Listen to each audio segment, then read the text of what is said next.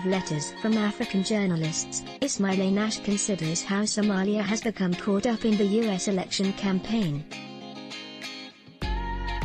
President Donald Trump is making Somali American Congresswoman Ilhan Omar one of the bogey women of his campaign for re-election to the White House in November, and by proxy her country of birth, Somalia. In his most recent attack, at a campaign rally in Tulsa, Oklahoma, he tore into the 37-year-old alleging that she wanted to bring the anarchy of Somalia to the U.S.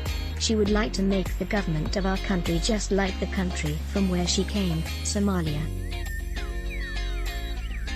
No government, no safety, no police, no nothing, just anarchy. And now, she's telling us how to run our country. No, thank you.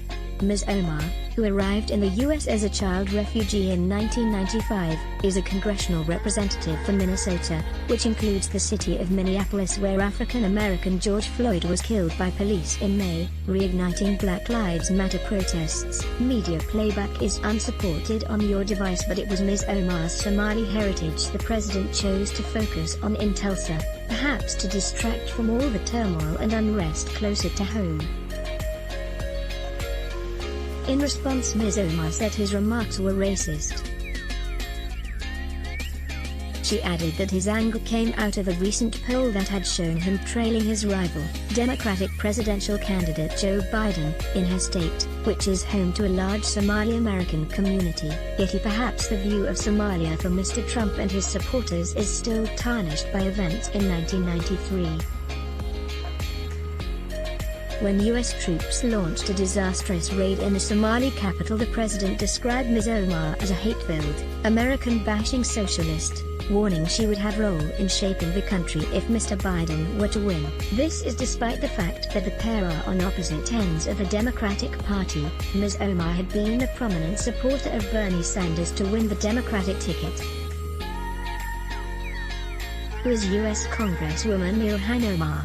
The Hollywood writer who hated her name, but such rhetoric plays well to his face. So the electoral stage has been set, the cast chosen, and Ms. Omar and Somalia have starring roles.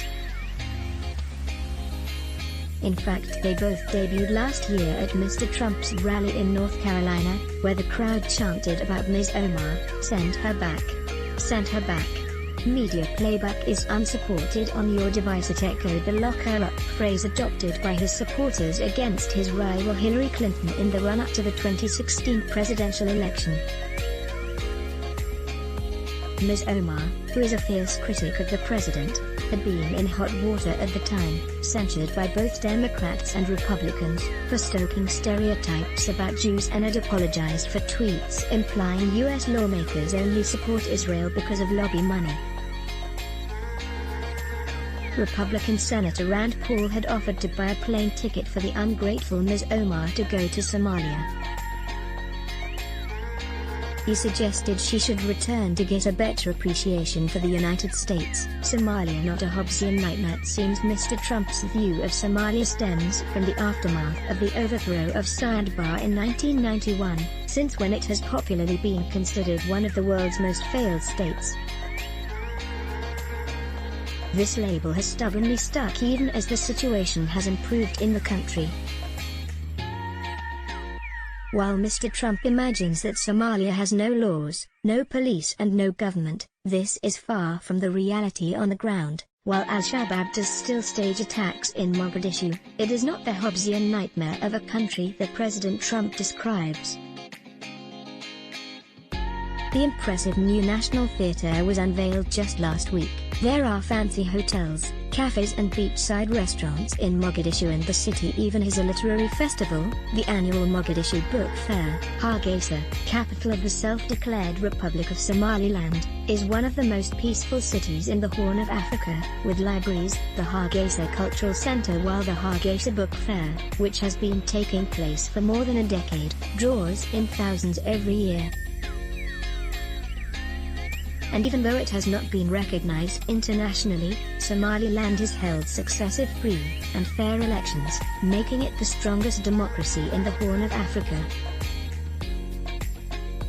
More on the US presidential race. On the economic front, while there are lots of challenges made worse by drought, coronavirus and a locust infestation, there is also good news. Dahabshill and World Remit, two of the largest money transfer companies in Africa, were founded by Somalis, and the country is virtually a cashless society with everything paid by mobile money.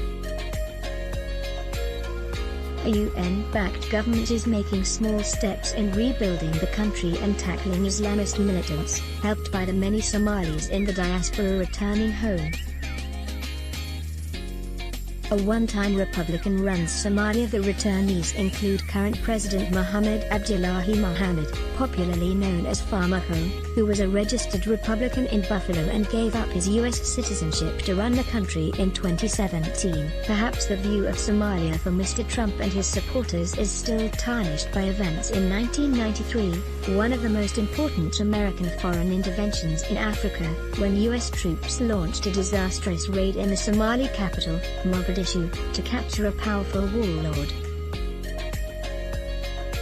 2 U.S. Black Hawk helicopters were shot down, and 18 U.S. soldiers and more than 500 Somalis were killed in the battle. Media playback is unsupported on your device. The scenes of the soldiers being dragged through the streets shocked Americans and had a significant impact on U.S. foreign policy in the region. But under President Trump, the U.S. has been engaged in a secret war in Somalia against the Islamist militant group Al-Shabaab, using drones and special forces, something few Americans know about. Some Somalis find Mr. Trump's view of their country disconcerting, arguing that it is in part his policy that has made the country more dangerous, and saying Somali civilians, not militants, are often the casualties of U.S. drone attacks that have increased under his presidency. The U.S. has stepped up its war in Somalia. Who are Somalia's Al-Shabaab? Proud hijab-wearing Muslim Somalia's collapse, nearly 3 decades ago, dispersed Somalis around the world from the Arctic Circle to New Zealand. In the U.S., Minneapolis is home to one of the largest Somali diaspora populations in the world, a visibly black and Muslim community. Since 9/11 there have been fraught conversations over the place of Muslims in America. Mr. Trump often uses anti-Muslim rhetoric in his portrayal of good versus bad migrants, playing into these fears. For the president, Ms. Omar does not fit into his idea of a good migrant. The proud hijab-wearing politician fought for her right to wear headwear in the House of Representatives, overturning a 181-year ban. She is not afraid of being Muslim, something that differentiates her from another prominent American Somali woman, Ayaan Hirsi Ali, a former Dutch politician, who is a vocal critic of Islam. Last year, Tucker Carlson, a host on Fox News, Mr. Trump's favorite news channel, contrasted Ms. Hirsi Ali and Ms. Omar, saying, "Two Somali immigrants, one among the most impressive people in America, the other, among the least." As the U.S. campaign drama unfolds over the next 5 months, you can expect more of these culture wars to be played out at Mr. Trump's rallies. More letters from Africa. Follow us on Twitter at Cafrica, on Facebook at BBC Africa, or on Instagram at Cafrica. Let's block ads. Why? Show your love for him. Click the link in description. Thanks for watching.